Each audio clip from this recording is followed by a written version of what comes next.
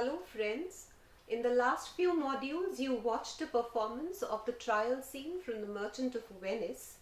In this module we'll move on to a panel discussion where the students and teachers from Jesus and Mary College, University of Delhi will talk about their experience of performing a Shakespearean play, the challenges they faced and some of the important issues that the play raises. The Merchant of Venice was probably written around 1597-98. Initially classified as a comedy because of its technically happy ending, as you know, Antonio's life is saved and the lovers come together, the play's status as a comedy has increasingly come under question. The main reason for this is the fact that the play is unable to address and resolve the questions raised by Shylock, the Jewish character. In fact, the play continues to resonate with meaning even in the 21st century, as we are still struggling to overcome prejudices based on gender, race, religion, class, etc. We are a team from Jesus and Mary College. We have all been associated with the extract from the trial scene of The Merchant of Venice, which you have just seen. My name is Harriet Raghunathan from the English department of the college. I had a hand in directing the play. On my left is Arunima Sen, also from the English department. And we have 4 students with us who will introduce themselves. My name is Feba Percy Paul and I'm the Vice President of the English Dramatic Society. I have been an audience to the play as well as a part of the production. I hand over to Prashansa. My name is Prashansa Taneja. I'm a first year English undergraduate and I played Portia in the play. My name is Irene Anna Thomas and I played as Shylock in The Merchant of Venice. My name is Keziana Joseph. I played the role of the Duke in The Merchant of Venice. The play was a little bit of a bold adventure, because we had not put on such a large production as this before. In fact, we'd only produced one Shakespeare play before. And I feel that the girls were a little tentative at the beginning whether we could actually pull this off. And I wanted to ask the girls how they felt when they first saw the lines that they had to learn and how they gradually developed a sense of what their character was. Who would like to start here? Prashansa? Yes. When I auditioned, I said out the Mercy speech, which is very famous, but I said it in a very amateurish manner, but then Harriet ma'am corrected me and asked me to work on it. So I went home and I looked at a couple of productions on YouTube and instead of saying it in a very poetic and poetic manner, I tried saying it as a lady who was trying to defend her husband's friend in the court would, a lady dressed as a man. So yes, I took it on from there. Irene, you were new to Shakespeare altogether. Did you find it difficult to get into the character, or did you soon sense what it was about? Well, it was not that difficult for me because during my school time I had done Julius Caesar, where I played as Mark Antony.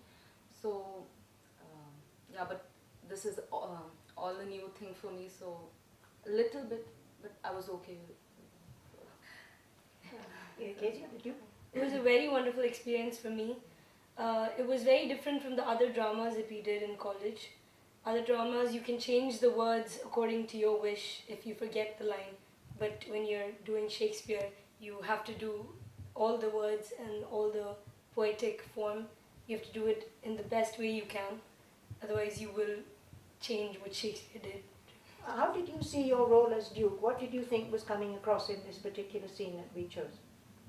Well, as the Duke, I did not feel that I was being, I didn't feel that I was doing the role of a Duke, which a Duke should do. I was being very partial to the Jew, and what I wanted in the whole play was I wanted the Christians to win, and I didn't care about anything else. So it was more about the Christians winning than about law happening. But why then did you feel so helpless? Why does the Duke say, I may dismiss this court? Why can he not handle the case himself? He runs up against a brick wall. Why is that, if he's so powerful? The Duke was powerful, but he said he would dismiss the court because he didn't feel that the Christians were winning. If he knew that he could handle in the Christians winning, he could have managed the whole case by himself.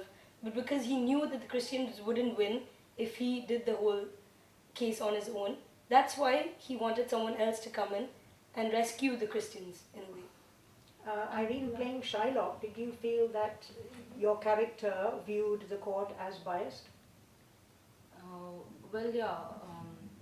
In the beginning, before the dress rehearsal and all, I was not that much into my character. But when I put on my whole Jewish cloth, the whole garment, I felt that in the court scene itself, how much the Christians were partial towards me. Against you mean prejudiced against you? Yeah. And then How was that highlighted in the production? Did you feel we were trying in the production to show something about Shylock's position in Venice from the way we constructed the stage? Yes.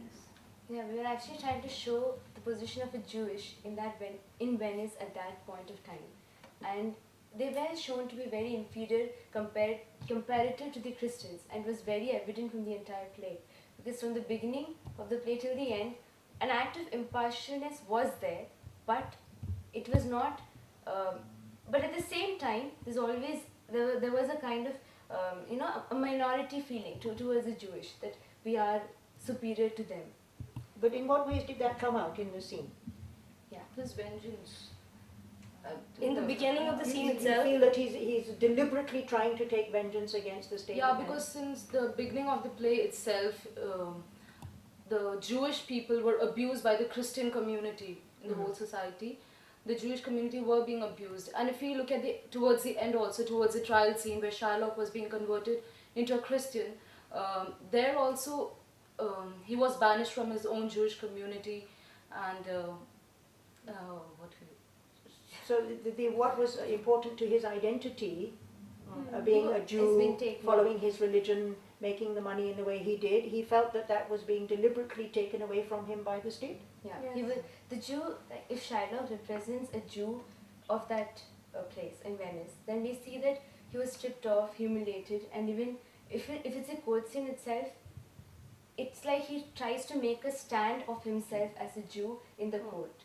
Like you take slaves. I am trying to do something that's a mirror of what you are doing, and trying to reciprocate in the same way.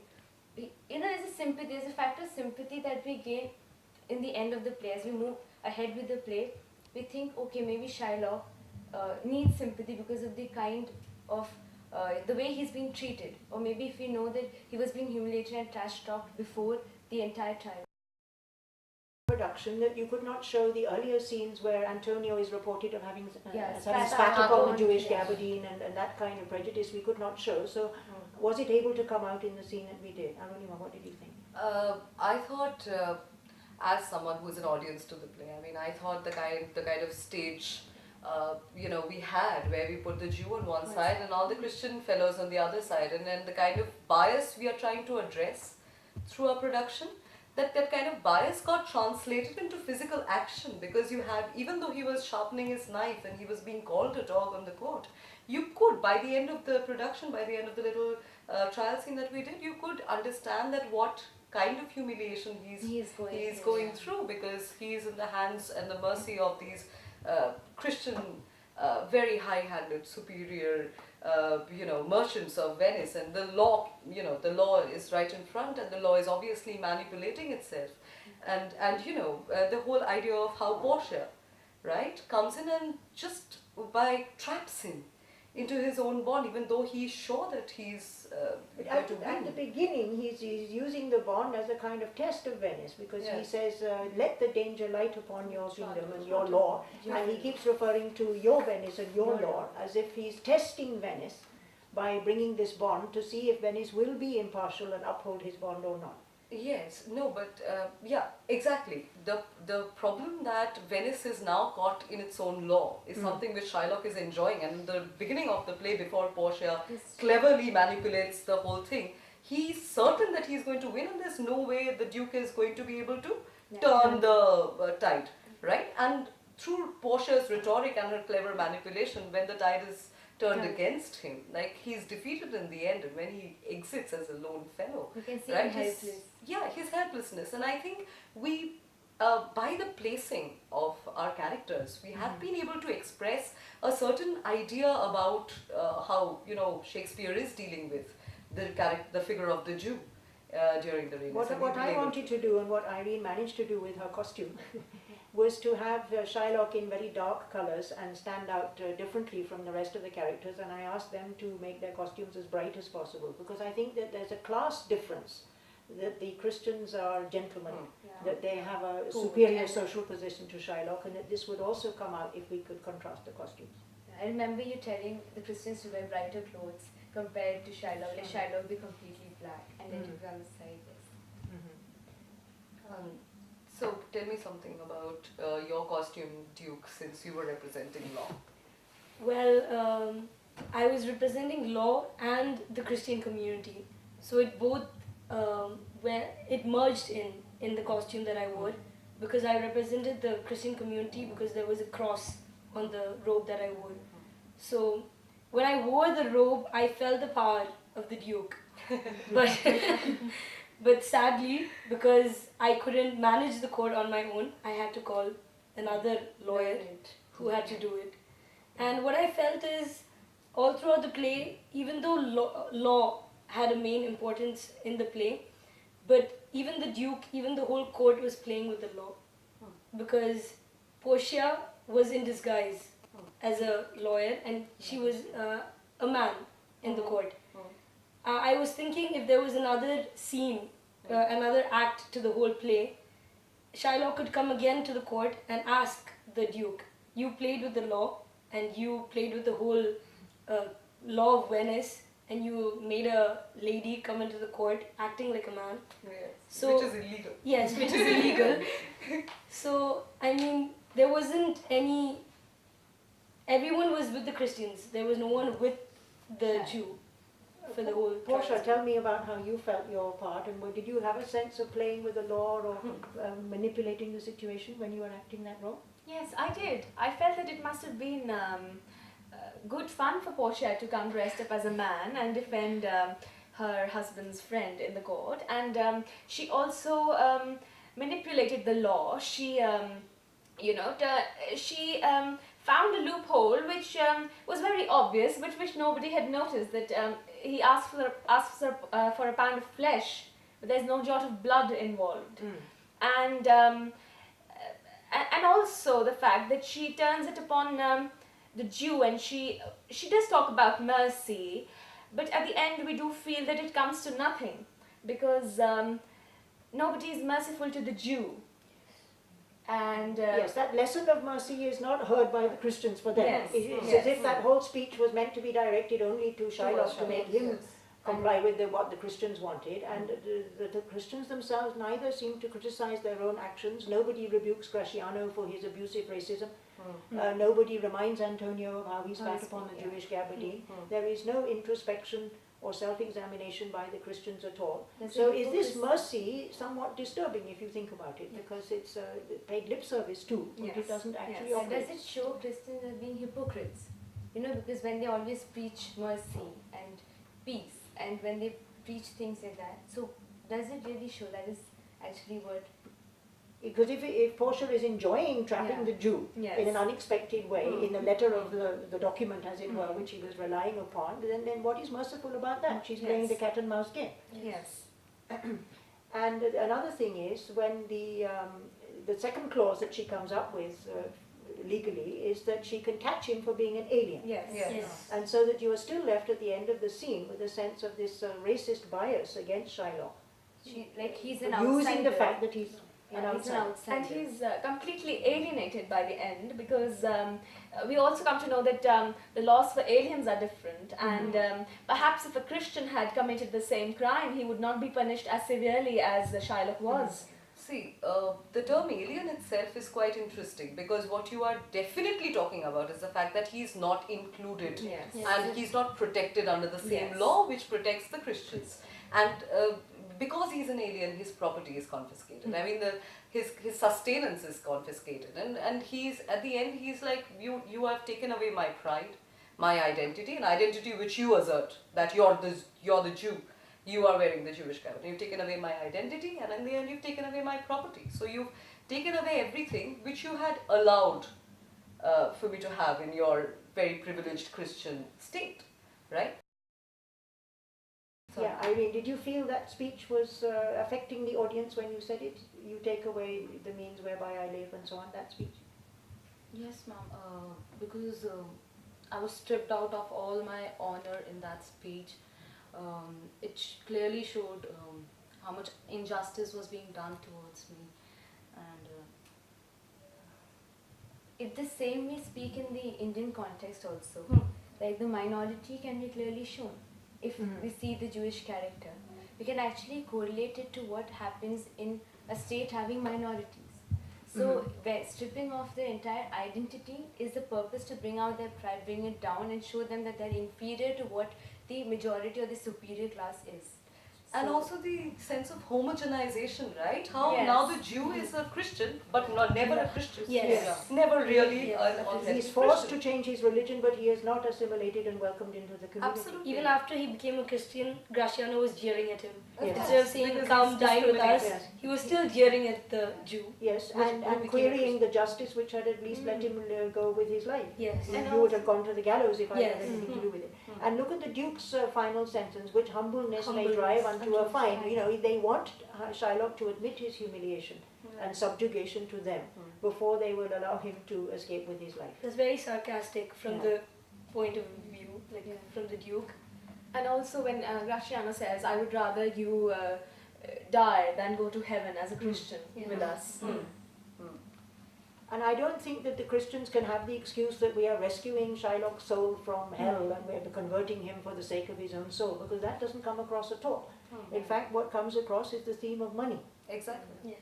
And how money finds its way into the legal system. I mean, because look at Bassanio, he's shaking those ducats in front of the court and saying, take it, take it, take it. And what Portia is ensuring is the fact that Shylock doesn't get away with the money.